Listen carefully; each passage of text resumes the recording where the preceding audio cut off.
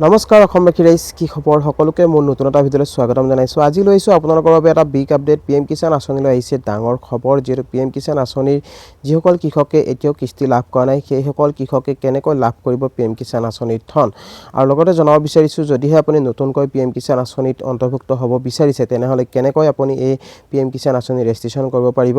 সকলো আপডেট আজি আপোনালোকক জনাম। তো গতিকে ভিডিওটো কোনো স্কিপ নকৰি শেষলৈকে চাই থাকিব। বলক ভিডিওটো আৰম্ভ কৰো। Welcome to my channel good luck Assam.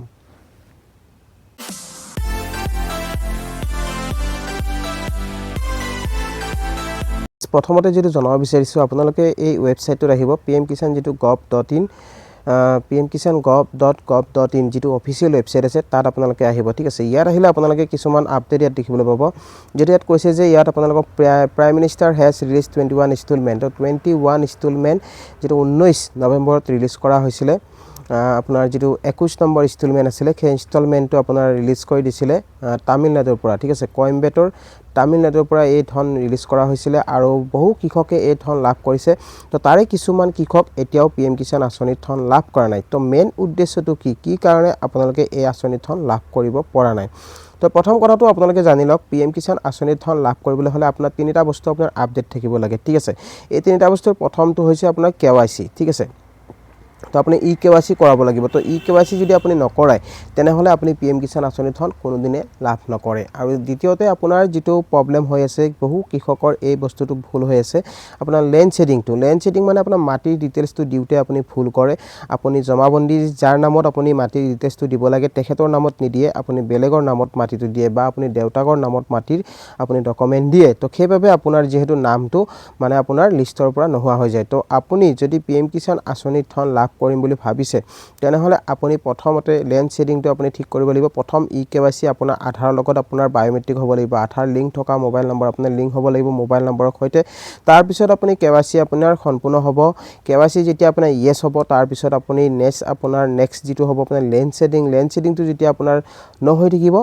তেনেহলে কিন্তু আপুনি পিএম কিষাণ আঁচনিৰ ধন লাভ নকৰে। আৰু লগতে আপোনাক জনাব বিচাৰিছো যেটো পিএম কিষাণৰ আৰু এটা বিগ আপডেট আপোনালোকৰ যেটো ইম্পৰ্টেন্ট হয় আপোনাৰ বেংকৰ লগত আধাৰ লিংক আছে নে নাই। আপোনাৰ বেংকৰ সৈতে আপোনাৰ আধাৰ লিংক হ'ব লাগিব। বেংকৰ সৈতে যদি আপোনাৰ আধাৰ লিংক নহয় তেনে ক্ষেত্ৰতো আপুনি এই ধন লাভ নকৰিব পাৰে।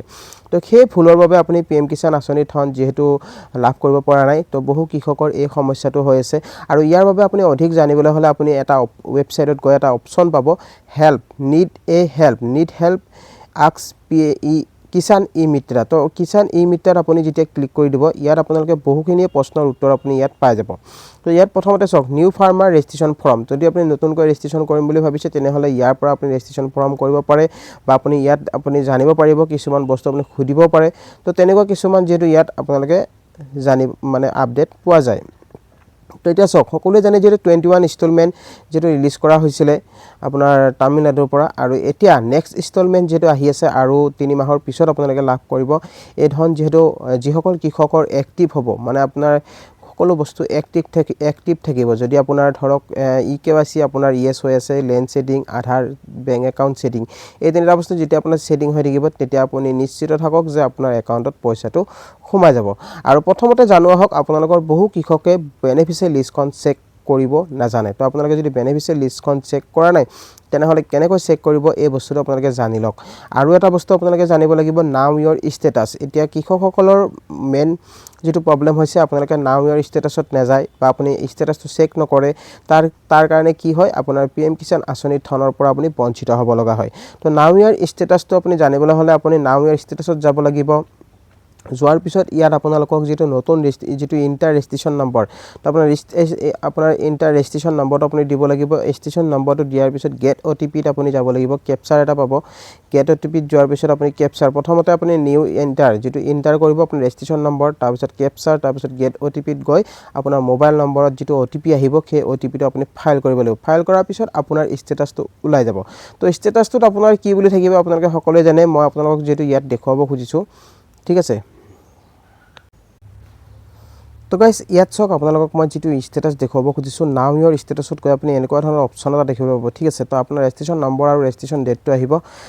আপোনাৰ ফাৰ্মাৰ নেমটো আহিব তাৰপিছত আপোনাৰ ফাদাৰ তাৰপিছত আপোনাৰ মোবাইল নম্বৰ তো এতিয়া চাওঁ আহক আপোনালোকৰ প্ৰব্লেমটো ক'ত হৈ আছে চাওক ইলিজিবিলিটি ষ্টেটাছটো আপোনালোকে ইলিজিবিলিটি ষ্টেটাছটো আপোনালোকে এনেকৈ চাব পাৰিব আপুনি ইলিজিবল হয় নে নহয় তো প্ৰথমতে আপোনাৰ যিটো ইয়াত দিয়া থাকিব লেণ্ড শেডিংটো আপোনাৰ ইয়েছ আছে KYC ষ্টেটাছটো ইয়েছ আছে আধাৰ বেংক একাউণ্ট শেডিং ষ্টেটাছটো ইয়েছ আছে তো এই তিনিটা বস্তু আপোনাৰ ইম্পৰ্টেণ্ট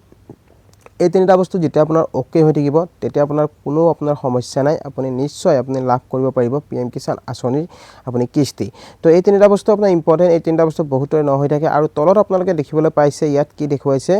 যেটো ইয়াত দেখুৱাইছে যে আপোনাৰ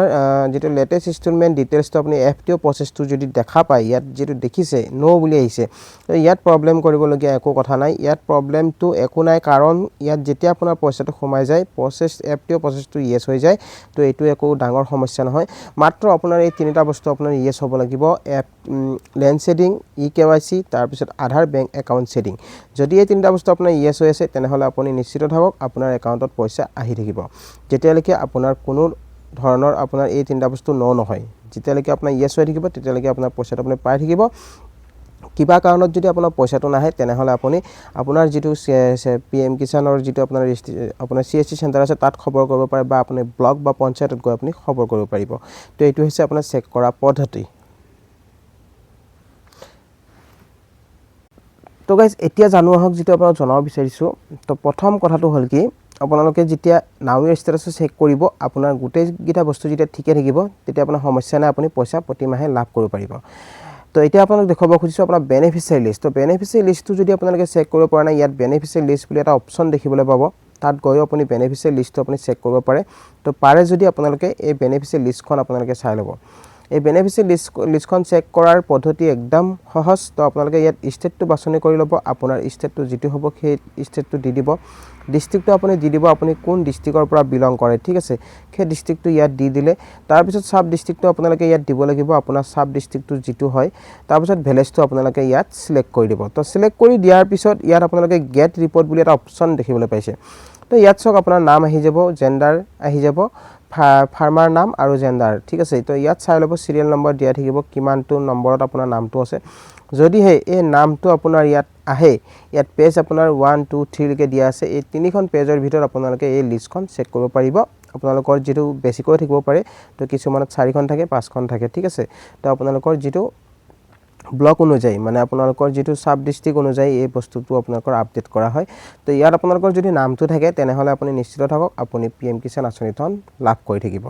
তো গাইস নিশ্চয় আপোনালোকে বুজি পালে এই বস্তুকিটা আপোনালোকে চাই ল'ব ইম্পৰ্টেন্ট আৰু নতুন ফাৰ্মাৰ সকলৰ বাবে যেটো ভাল খবৰ আহিছে যদি আপোনালোকে নতুনকৈ ৰেজিষ্ট্ৰেচন কৰিম বুলি ভাবি আছে PM কিষাণ আঁচনিৰ বাবে তেনেহলে আপুনি আপোনাৰ ওচৰৰ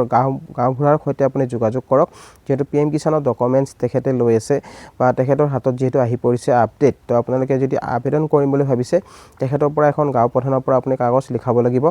আৰু আপোনাৰ যিখিনি যাৱতীয় ডকুমেন্টছ আছে তেখেতক দি দিব তেখেতে আপোনালোকক আপডেট কৰাই দিব কেনেকৈ PM কিষাণ আঁচনিৰ বাবে মানে নতুনকৈ ৰেজিষ্ট্ৰেচন কৰিব লাগে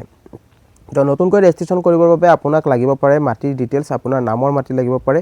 আৰু লগতে আপোনাক লাগিব পাৰে এখন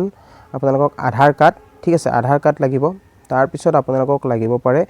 আপোনালোকক যেটো লাগিব পাৰে আপোনাৰ ব্লক পঞ্চায়তৰ মানে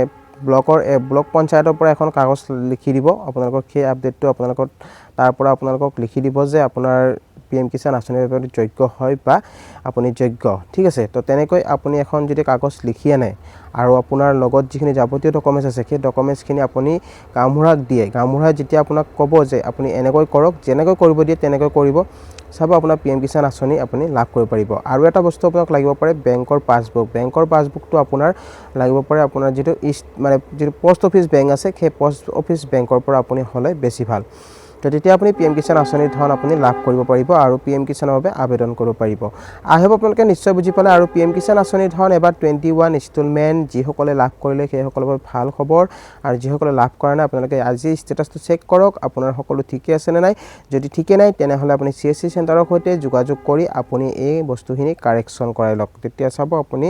নেক্সট যেটো 22 ইনষ্টলমেন্ট আহি আছে তাত আপোনালোকে PM কিষাণ আঁচনিৰ ধন লাভ কৰিব পাৰিব আই হোপ আপোনালোকে নিশ্চয় ভিডিওটো বুজি পালে ভাল পালে পালে ভিডিঅ'টো লাইক শ্বেয়াৰ আৰু লগতে চেনেলটোত যিসকলে নতুনকৈ আহিছে ছাবস্ক্ৰাইব কৰি ৰাখিব আৰু কাষত থকা বেল আইকনটো প্ৰেছ কৰি দিব যাতে এনেকুৱা ধৰণৰ নতুন ইনফৰমেশ্যন আহিলে সকলোতকৈ আগত পাই থাকে আজিলৈ ইমানে